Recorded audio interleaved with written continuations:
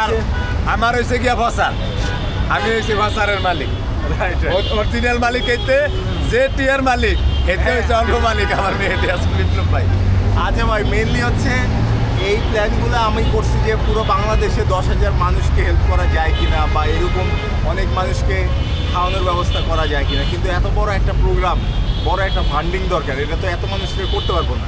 এই জন্য আমার খুব কাছের ভাই মেহেদী হাসান বিপ্লব ভাই, তাকে বলি, সে আসলে কিছুই জানে না এইসব সম্পর্কে। আমি বাইরের টাকা দেই, মানে আমরা দুজন একসাথে কিনি, মাঝের সিট থেকে স্বচ্ছভাবে জিনিসটা করি, তো বাইরে দেখায় বাইরে এই খরচ করছে, ঠিক আছে। এখানে ভাইয়েরও ব্যবসা নেই, আমারও নাই। আর এই জিনিসটা পুরো একদম মানুষকে উপকার করার জন্য আমরা করতেছি।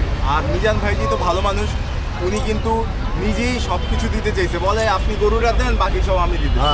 আমি জোর করে, হ্যাঁ আমি জোর করে বললাম না ভাই আমি সব কিছু দিয়ে দেবো, এবং আপনার লস হবে ওই দিনে আপনার পারিশ্রমিকটাও আমরা দিই। আমার লস নেই ভাই, আমি যদি 20-30 হাজার